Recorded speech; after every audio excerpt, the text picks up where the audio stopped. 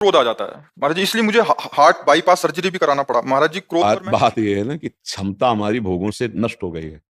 क्षमता होती सहनशीलता, विचार के द्वारा, विवेक के द्वारा।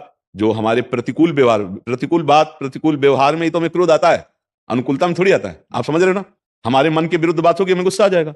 अब हमारी विचार क्षमता खत्म हो गई भोगों के कारण, हमारे अंदर आध्यात्मिक शक्ति खत्म हो गई भोगों के कारण, तो जरा सी बात में गुस्सा आ जाता है। और अगर विचार शक्ति बढ़ जाए, आज चर्चा में सुना था क्या, सत्संग में थे क्या?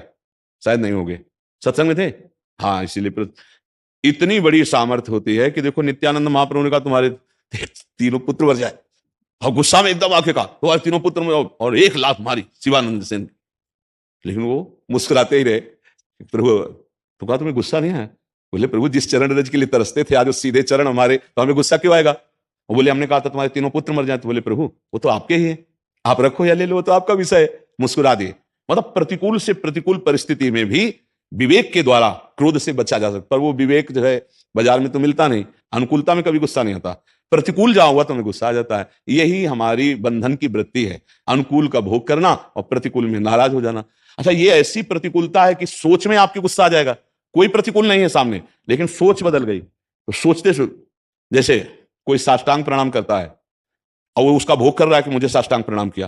अब वो कल अगर पंचांग करेगा तो जलन पैदा हो जाएगी। आज साष्टांग नहीं किया, अरे उसकी मौज, वो साष्टांग लौट गया, उसकी मौज पंचांग लौट गया, श्रद्धा, लेकिन उसका भोग किया ना प्रणाम का, तो दूसरे दिन प्रश्न खड़ा हो जाएगा। जल किसी भी वस्तु का, किसी भी क्रिया का भोग करोगे तो आपको दुख होगा, पक्का होगा। इसलिए सम्मानम कल्याति घोर गरलम नीचापमानम सुधा श्री राधा मुरली धरो भज सके वृंदावन माँ त्यज। नाम जप करो राधा राधा राधा कृष्ण कृष्ण कृष्ण।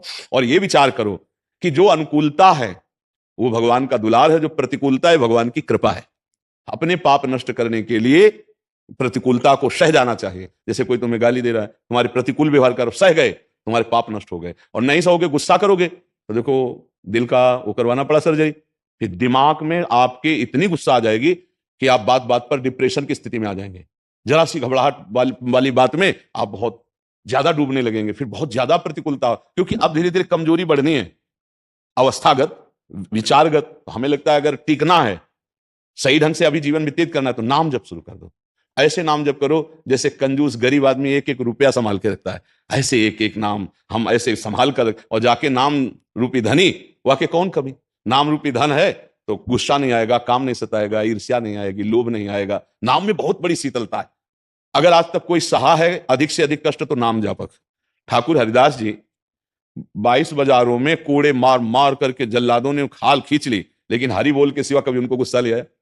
इतना कष्ट कि मतलब उन लोगों ने ये समझ लिया था कि ठाकुर हरिदास जी पधार गए और गंगा में फेंक दिया, लेकिन वो कभी गुस्सा नहीं हुए। जब जल्लाद कहते हरि बोल कहता है, तो कहते आपका भी कल्याण हो गया, आपके मुख से हरि नाम निकला, आपका भी कल्याण हो गया। ये देखो, उनको उनके कल्याण की चिंता है, अपने कोड़े बरसाने के लिए।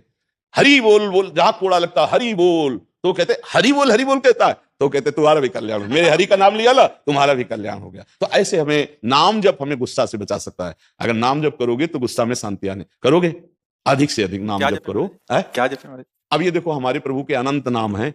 हम तो वृंदावन वासी हैं, राधा राधा राधा राधा रखते हैं। आप कृष्ण कहो, राम कहो, हरि कहो, शिव कहो, भगवान के सब नाम मंगल में है। भगवान ही तो किशोरी जो है, और कोई थोड़ी दूसरा है। श्री कृष्ण ही किशोरी जो है, किशोरी जो ही श्री कृष्ण है। कहने को किशोरी जो कृष्ण है, वो एक ही है।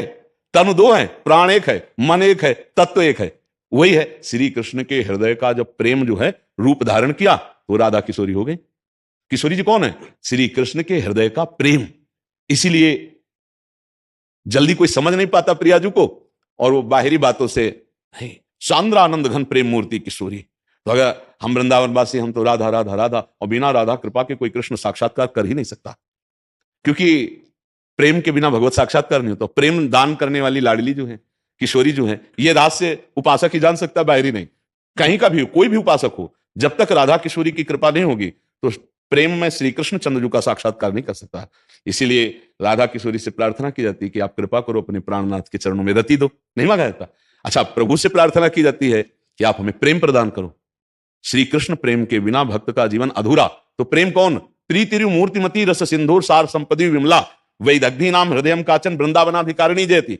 जो वृंदावनाधिकारिणी श्री श्यामा जो है, वही प्रेम समुद्र का सार रूप है। श्री कृष्ण प्रेम का क्या नाम? राधा।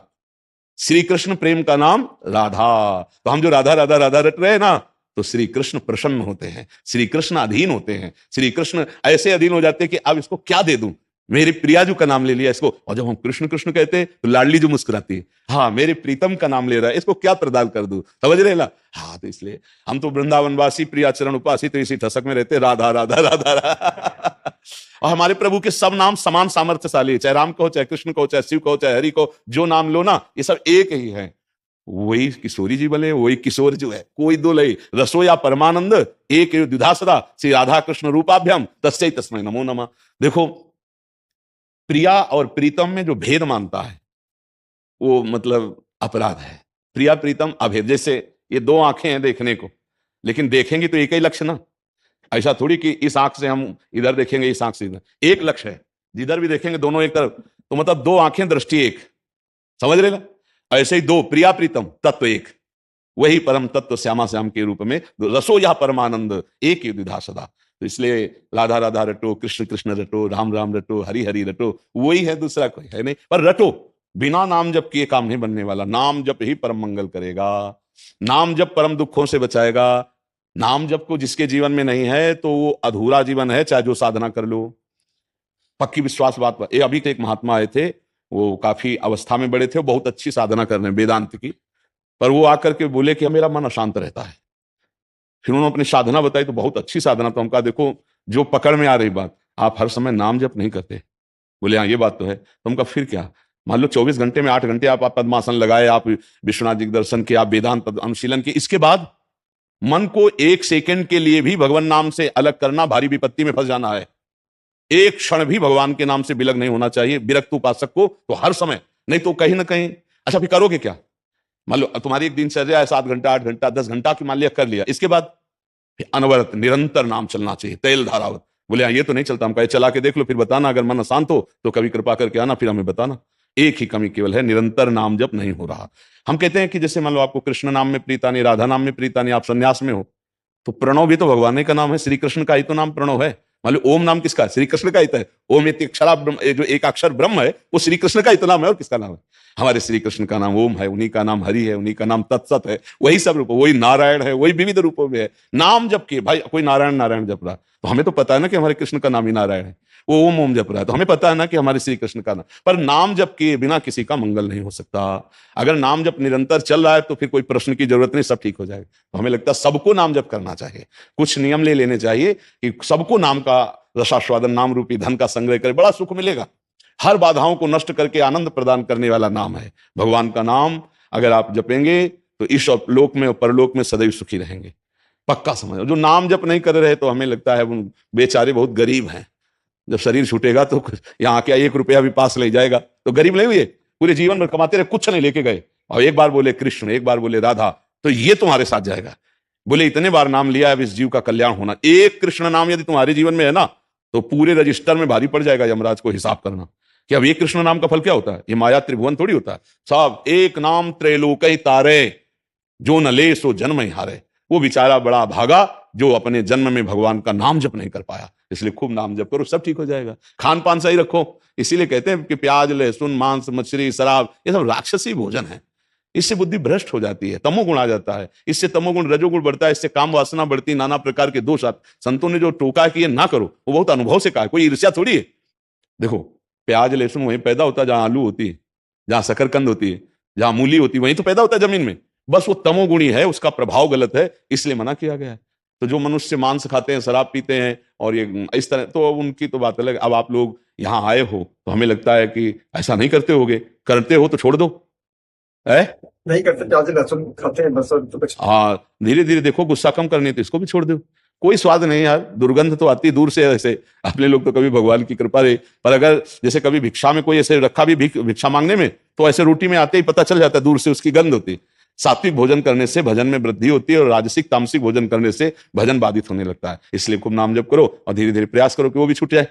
क्यों तो सुनते हैं महाराज जी आपका मोबाइल में जी। अरे आज तो डायरेक्ट बात हो रही, मोबाइल की क्या, इसको मान लो ना, धीरे धीरे सुधार कर लो। खूब नाम जप करो, नाम जप करो तो धीरे धीरे हिम्मत आ जाएगी छोड़ने की। ठीक है, आप बार बार गुस्सा करते हैं तो सबसे पहले जो चीज खोते हैं वह है आपके संबंध। क्रोध की आग सबसे पहले संबंधों को जलाती है। पुश्तों से चले आ रहे संबंध भी क्षणिक क्रोध की बलि चढ़ते देखे गए हैं। दूसरी चीज अपनों की हमारे प्रति निष्ठा।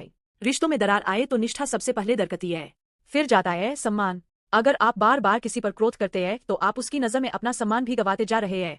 इसके बाद बारी आती है अपनी विश्वसनीयता की। हम पर से लोगों का विश्वास उठता जाता है। फिर स्वभाव और स्वास्थ्य। कहने को लोग हमारे साथ दिखते हैं, लेकिन वास्तव में वे होते नहीं हैं।